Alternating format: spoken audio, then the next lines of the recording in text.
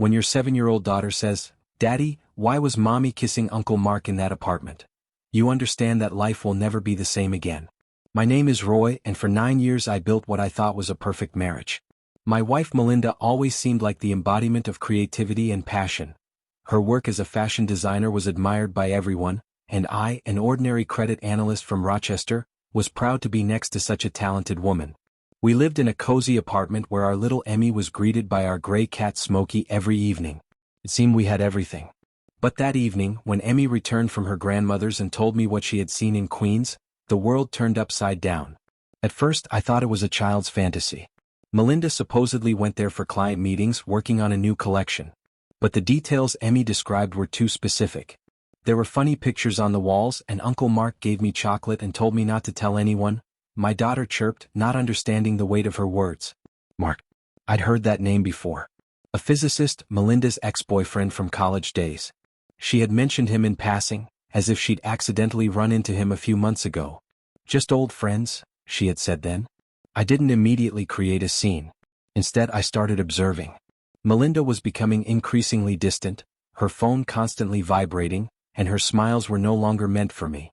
She talked about work, about orders, about fatigue, but her eyes glowed with some special fire that I hadn't seen in our relationship for a long time. A week later I decided to act. Not through a detective, not through surveillance, just honestly. I asked Emmy to show me that apartment. The child readily agreed, thinking it was a game. We drove to Queens, and she confidently led me to a small house on a quiet street. I waited. And that evening I saw Melinda go inside. Behind her, a tall man in glasses. Mark. They didn't notice me in the car across the street. I sat for an hour, 2 hours, feeling something inside me grow cold and final. When Melinda returned home that night, I already knew everything I needed to know. But I didn't say a word. I smiled, asked about her day, kissed her goodnight. She looked at me in surprise but returned the kiss. That's when I understood the main thing: she felt no guilt. This wasn't a moment of weakness or a mistake. This was a conscious choice she was making again and again. The following weeks, I played the role of the perfect husband. I made breakfasts, helped Emmy with homework, even organized a romantic dinner for Melinda. She was confused by such attention but accepted it. And meanwhile, I was quietly preparing. I contacted a lawyer. Gathered all financial documents. The apartment was already in my name due to a technicality in the original purchase agreement. I had been the sole signatory. I secured our joint savings through legal means, ensuring everything was documented properly. Melinda didn't even notice. She was too busy with her double life. But the real plan was different. I found out that Mark was married. His wife Jessica was a teacher at a prestigious school where their son studied. I found her contacts through social media and wrote to her. Not immediately about the affair. I just introduced myself, engaged her in conversation about Emmy's education. We started communicating, and after a few weeks, I invited her for coffee. Jessica turned out to be an intelligent, perceptive woman. When I delicately hinted that our spouses might have something in common, she wasn't surprised. It turned out she had suspected something too. We joined forces. The plan was brilliant in its simplicity. We organized a meeting. Supposedly accidental. A family picnic in the park, where I invited Melinda under the pretext of relaxing with Emmy. Jessica and Mark were supposed to be there by chance, as if their son was playing nearby. When Melinda saw Mark, her face remained impassive. Professional smile, greetings. But Mark went pale. He immediately understood something was wrong. And when Jessica came closer and said, "Honey, introduce me to your friends," the air became thick. I calmly took Emmy's hand and said, "Melinda, I think we need to talk. All of us together." What happened next was like a slow explosion. Jessica started asking questions. Mark tried to deny everything, but the facts were undeniable. Melinda tried to maintain composure, but when I mentioned the apartment in Queens, about how Emmy had seen them together, she broke down. "It's not what you think," she screamed. "Roy, you don't understand." "What exactly don't I understand?" I asked quietly. "That you lied to me for months? That you used our daughter as cover? That you were building a life with another person while I believed in our marriage?" Mark tried to intervene, but Jessica cut him off sharply. She was stronger than she seemed. Her voice trembled with fury. "How long? How long has this been going on?" Silence. Then Melinda whispered, 6 months. But I knew it was a lie. I had found messages dating back almost a year. They were planning a future. Mark promised her a world that I, an ordinary analyst, could only dream of. But what was interesting, reading those letters, I didn't see real feelings. There was passion, excitement, the illusion of freedom. But love? No. Jessica divorced Mark in 2 weeks. I filed for divorce simultaneously. But here's where it got interesting. Melinda expected me to just leave, taking Emmy. Instead, she found herself in a situation where legally the apartment belonged to me, and our joint savings were protected in a way that made access to them complicated. The court became a trial. Melinda hired a lawyer who tried to prove I had manipulated finances. But I was a credit analyst. I knew how to play by the rules. Every step I took was legal, every document in order. But the real revenge was different. I learned that Melinda was counting on Mark. She believed that after the divorce they would finally be together. But Mark disappeared. After Jessica took their son and half of their property, he moved to another state, got a new job. He sent Melinda one short message: "Sorry, but I can't right now. I need time." Time. The same word she used to tell me when I asked for more attention, more closeness. I need time, Roy. I'm tired. And now time became her enemy. Week after week, I watched her break down. Friends turned away. The story of our divorce quickly spread among acquaintances, and most took my side. Her family condemned her. Melinda's mother even called me with apologies. But the worst moment was when Emmy asked her mother, "Why did you lie to Daddy?" Childish honesty knows no mercy.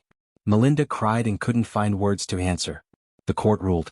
I got the apartment, primary custody of Emmy, and a significant portion of our joint savings. Melinda took only half, and that was thanks to her lawyer's persistence. She was free, but at what cost? When it was all over, I expected to feel triumph. But instead came emptiness. I sat in our apartment, now mine, watching Smokey lie on the couch. Emmy was sleeping in her room, and I held a photograph. Melinda and I at our wedding, happy and carefree. Who was that woman in the photo? Did I really know her? Did she know me? A month later, Melinda appeared at the doorstep. She had lost weight, looked tired. She held a letter in her hands. "Roy, I want to come back," she said quietly. I looked at her in surprise. What? Mark doesn't answer calls anymore. I lost everything. But I realized I made a mistake. A huge mistake. Emmy needs a mother. I need you. I was silent. Part of me wanted to close the door. But another part, the one that remembered 9 years together, Emmy's laughter when we were a family, hesitated. Why? I asked. Why did you do it? Melinda cried. I don't know. I felt stuck. You were a good husband, but I wanted more. I wanted to feel alive, not just existing. Mark seemed like a way out. But it was an illusion. I felt nothing for him really. It was a selfish desire to escape from routine. And did you love me? The question escaped by itself. She shook her head. I thought I did. But now I understand. I didn't know what real love was. I mistook comfort for feelings. And when all this fell on my head, when I lost you, Emmy, our home, that's when I understood. The silence between us stretched endlessly. Then I heard footsteps. Emmy came out of her room, rubbing her eyes. She saw her mother. Mommy? There was hope and caution in her voice. I looked at my daughter. Then at Melinda. This was the moment when I realized there was no turning back. And I made a decision I never expected from myself. Come in, I said. Let's talk. The following months were therapy, conversations, tears, and slow recovery. Melinda moved back, but we slept in separate rooms. Emmy was happy, her family was together again. And every day I asked myself, am I doing the right thing? Smokey, it seemed, was the only one who didn't trust Melinda. He hissed at her every time she came too close. Smart creatures, these cats. Weeks passed. Melinda tried. She cooked, helped with Emmy, even started designing clothes again, but at home, not leaving the apartment unless necessary. I saw her efforts, but something inside me remained cold. One evening, when Emmy was at school for extra classes, we sat in the kitchen. Melinda made coffee, the kind I loved. It seemed she remembered every little detail. Roy, she began, I know you still don't trust me, and I understand why. But I want you to know, I'm ready to do anything to regain your trust. I looked at her. Saw sincerity in her eyes. Or a good act. I couldn't tell the difference anymore. Melinda, I said slowly, I forgave you. For Emmy's sake. But love? Love doesn't come back on demand. Maybe someday. Or maybe never. She nodded, and in that nod was a humility I had never seen in her before. We continued to live together. Not as a couple in love, but as partners raising a child. And strangely it worked. Emmy flourished, my career growth accelerated, Melinda found new clients. Sometimes at night I lay awake thinking about Mark. I wondered if he regretted it? Did he think about the consequences? And Jessica, had she found peace? But my real revenge wasn't financial or legal. It was watching Melinda realize what she had lost. Every day she woke up in our home, saw Emmy's happiness, and knew she could never fully return to what we once had. She had her daughter back, a roof over her head, but the trust, the intimacy, the partnership we once shared, that was gone forever. I thought it couldn't get worse, but I was wrong. The worst part wasn't the betrayal itself, but living in its aftermath. Every smile Melinda gave me carried the weight of her guilt. Every touch felt like an apology. And Emmy, sweet Emmy, she sensed something was different. Children always do. One afternoon, about 6 months after Melinda moved back, I came home early from work. I heard voices in the living room. Melinda was on the phone. I wasn't trying to eavesdrop, but her words stopped me cold. I know, Mom. I know it was wrong. But I'm trying. You won't even look at me the same way anymore. Sometimes I wonder if I should have just stayed away. I stood in the hallway frozen. The pain in her voice was real. But was it remorse or just regret for getting caught? That evening we had one of our scheduled therapy sessions. Dr. Morrison, our couples counselor, had been working with us for months. She was patient, professional, and had a way of cutting through our carefully constructed walls. Roy, she said during that session, you've been very quiet today. What's on your mind? I glanced at Melinda, then back at Dr. Morrison. I overheard something today. Melinda talking to her mother. Melinda's face went white. Roy, Let him finish, Dr. Morrison said gently. She was questioning whether she should have stayed away. And I realized, I don't know why I asked her back. Was it for Emmy? Was it because I was lonely? Or was it because some sick part of me wanted to watch her suffer? The room fell silent. And then, what happened after that was worth hearing. Melinda started crying. Not the delicate tears she had shed before, but deep, wrenching sobs that shook her entire body. I deserve that, she said between gasps. I deserve your anger, your hatred. But Roy, I stay because I see what I destroyed. Every single day I see the man I loved, the man who loved me, and I see that I killed that love. That's my punishment. That's what I live with. Dr. Morrison leaned forward. Melinda, do you want to elaborate on that? I thought. Melinda wiped her eyes. I thought Mark was exciting because he was different. He talked about physics, about the universe, about things that made me feel smart and important. Roy talked about mortgages and credit scores. I was so stupid. I didn't realize that Roy's boring conversations were him building us a life. A real life. Mark was just building castles in the air. And now? I asked, my voice barely a whisper. Before I continue, please pause the video and subscribe to the channel so you don't miss any new interesting stories. Thank you. Now I wake up every day knowing I had everything and I threw it away. I see how Emmy looks at me. She's happy I'm here, but there's caution in her eyes. She doesn't trust me completely anymore. And you? She looked at me with red, swollen eyes. You're kind to me. You're civil. But the way you used to look at me like I was your whole world? That's gone. And it's my fault. I felt something crack inside my chest. Not my heart breaking, that had already happened. This was something else. Maybe it was the wall I'd built starting to crumble. I don't know if I can ever love you the way I did, I said honestly. That Roy died the day Emmy told me what she saw. But maybe we can build something different. Not better, not worse. Just different. Dr. Morrison smiled slightly. That's more progress than you think. The months continued to pass. We celebrated Emmy's 8th birthday with a party at our apartment. Watching Melinda laugh with Emmy, seeing them decorate cupcakes together, I felt a strange mixture of emotions. This wasn't the family I had imagined, but it was the family we had become. One night, about a year after Melinda moved back, I was working late in my home office. She knocked softly on the door. Can I come in? She asked. I nodded. She sat down across from me, fidgeting with her hands, a nervous habit I'd noticed she'd developed since the divorce proceedings. I got a job offer, she said. A big fashion house in Manhattan. It's everything I've been working toward. Good salary, creative freedom, recognition. I felt my stomach drop. And then, it gets worse, I thought. She was leaving again. But I turned it down, she continued. I blinked. What? Why? Because it would mean long hours, travel, networking events. All the things that would take me away from Emmy. Away from rebuilding whatever this is between us. I chose the affair over my family once. I won't make that mistake again. My reaction shocked even her friends, who later told me they couldn't believe I said what I said next. Take the job. Melinda stared at me. What? Take the job, I repeated. Not because I want you gone, but because running from your dreams won't fix what's broken. If you're going to be here because you want to be, not because you're punishing yourself. She started crying again, something she did a lot these days. You don't understand. I don't want those things anymore. I thought I did, but I was wrong. I want Emmy's school plays and Sunday morning pancakes and... She hesitated, and maybe someday I want you to look at me again the way you used to. Melinda, I said carefully, I need you to understand something. I'm not the same Roy you married. That person had blind trust and unconditional love. I'm different now. More cautious. More guarded. I know, she whispered. And it's my fault. Yes, I agreed, not sugarcoating it. It is. After that moment, her life was no longer the same. She took a local design job, something with reasonable hours and no travel. She threw herself into being a mother, into being a partner. And slowly, very slowly, something began to shift. It was the small things. The way she learned to read my moods, giving me space when I needed it. The way she never, ever touched her phone when Emmy was around.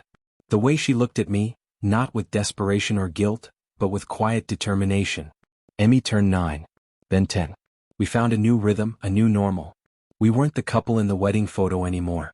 We were something else, two people who had been through fire and were learning to rebuild from ashes. One evening, about 3 years after the confrontation in the park, I found myself watching Melinda and Emmy bake cookies together. Smokey, who had finally stopped hissing at Melinda about 6 months prior, was weaving between their legs hoping for scraps. Daddy, come help. Emmy called out. I joined them at the kitchen counter. Melinda glanced at me, and for the first time in years I smiled at her. Really smiled. Not out of politeness or for Emmy's sake, but because in that moment I felt something close to contentment. The ending of this story surprised even me. I didn't expect to forgive. I didn't expect to rebuild. I certainly didn't expect to find myself, 5 years after the betrayal, sitting in a marriage counselor's office and hearing Dr. Morrison say, I think we can wrap up our regular sessions. You two have done remarkable work. Melinda squeezed my hand, something I now allowed. Thank you, she said to Dr. Morrison. Then to me, thank you for not giving up. I did give up, I corrected her. On the old marriage.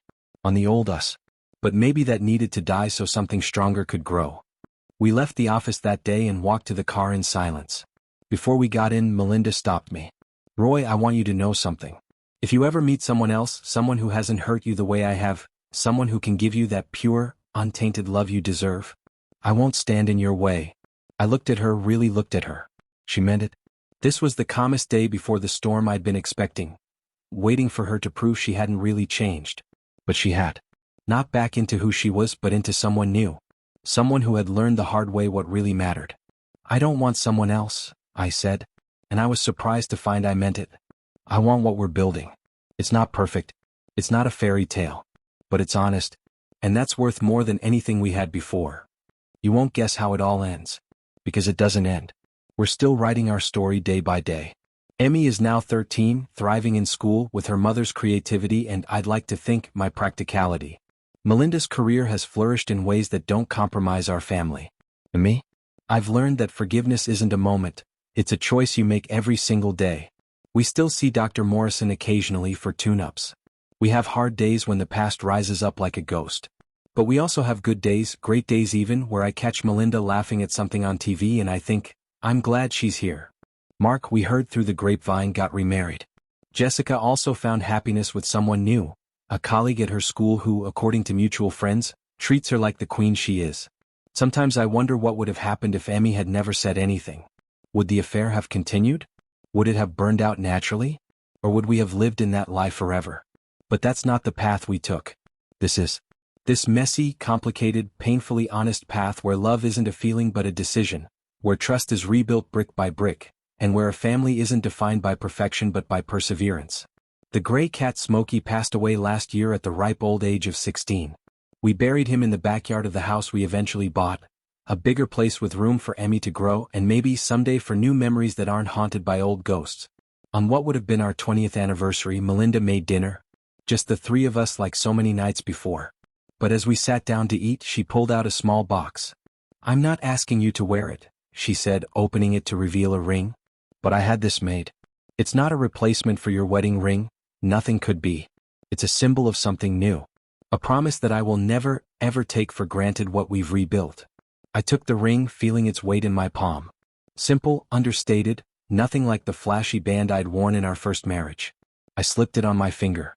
But before I could respond further, Emmy suddenly spoke up. She had been quiet during most of the dinner, but now her voice carried a weight that surprised both of us. "Mom, can I ask you something?" Emmy said, setting down her fork. Melinda nodded, her expression cautious. "Of course, sweetheart. Do you remember when I was little and I told Dad about seeing you with Uncle Mark?" Emmy's directness cut through the warm atmosphere like a knife. The room fell silent. This was the first time in years that Emmy had brought up that day directly. Melinda's face went pale, but to her credit, she didn't look away from our daughter. "Yes," Melinda said softly. "I remember. I felt guilty about that for a long time," Emmy continued, her voice steady but emotional. "Like it was my fault that everything fell apart. My therapist helped me understand that it wasn't, but I need to hear it from you. Did I do the right thing by telling Dad?" I felt my chest tighten. We had tried so hard to shield Emmy from the worst of it, to make sure she knew none of this was her fault. But clearly she had been carrying this burden longer than we realized. Melinda stood up and walked around the table to kneel beside Emmy's chair. She took our daughter's hands in hers, tears streaming down her face. "Emmy, listen to me very carefully," Melinda said, her voice breaking. "You did exactly the right thing. You were honest even when it was hard. Even when you didn't understand what it meant. I'm the one who did wrong. I put you in that position. I used you as a cover for my lies. And I have spent every single day since then trying to become someone worthy of being your mother again." Emmy's own eyes filled with tears. "But we're okay now, right? We're a family again?" "We're a different family," I interjected gently, moving to stand beside them. "Not the same as before, but yes, we're a family. And Emmy, your mom is right. You didn't break our family. Her choices did. Your honesty gave us a chance to fix it, even if the fixing looked different than anyone expected." Emmy threw her arms around both of us and we held her tight. Smokey, who had been napping in the corner. Wait, Smokey had already passed in my previous telling. Let me correct this. The moment felt sacred, fragile.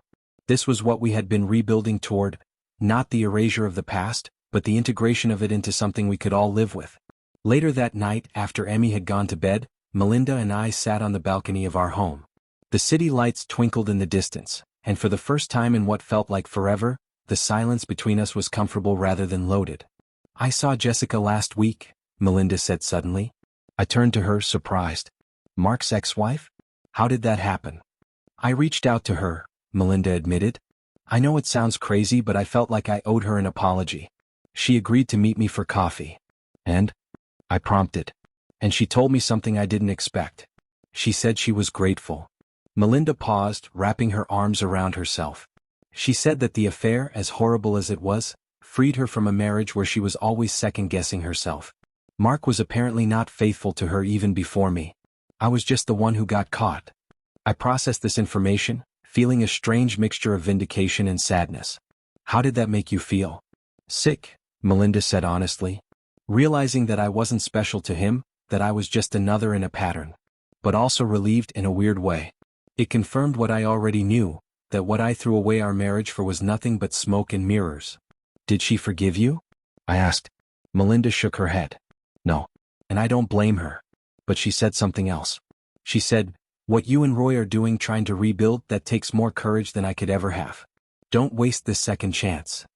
"Wise woman," I murmured. She also told me that Mark got fired from his new job last year. Apparently, he had an inappropriate relationship with a graduate student. Lost his position, his reputation, everything. Melinda looked at me with something like wonder in her eyes. "Roy, I could have been stuck with him. If you hadn't exposed us, if things had gone the way I was planning in my selfish fantasies, I would have left you for a man who would have eventually done the same thing to me." "Yes," I agreed simply. "Don't you want to say, 'I told you so'? Don't you want to rub it in?" she asked.